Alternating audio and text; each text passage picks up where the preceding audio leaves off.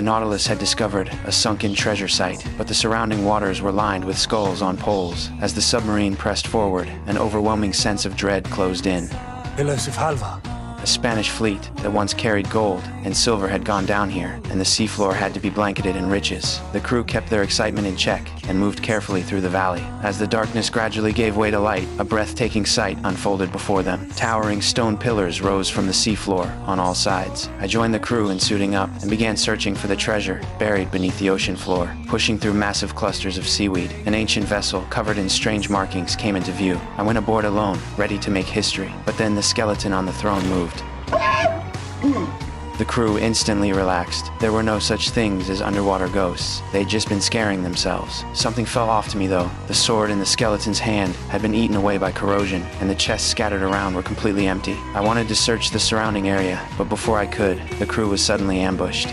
By the time I turned around, every last one of them had vanished. I was still trying to make sense of it when a dark figure lunged at me from out of nowhere.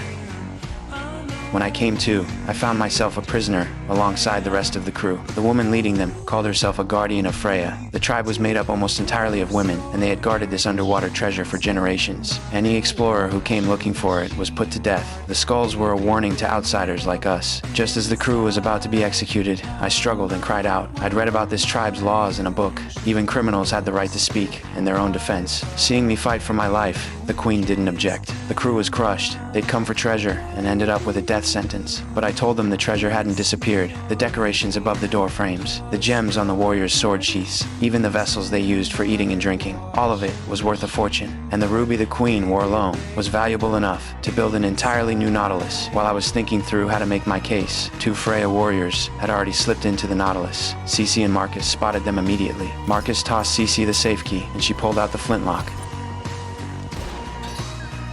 The warriors had never seen a weapon like it, and with no other choice, they fell back. At that same moment, I began my defense. I told them we hadn't come for the treasure for our own gain, but changing someone's mind is never easy, and in the end, the crew was sentenced to death. The warriors raised their spears. Fortunately, my crew and I had quietly worked our hands free, and what followed was an all-out brawl. The crew even found time to snatch up some of the tribe's valuables. I rallied everyone and made a run for the cliff. The queen tackled me to the ground, and for a moment it looked like I was done, but I rolled free, swiped the ruby right off her, and sprinted to the cliff's edge before leaping off. The queen made her way to a hidden chamber and triggered a mechanism.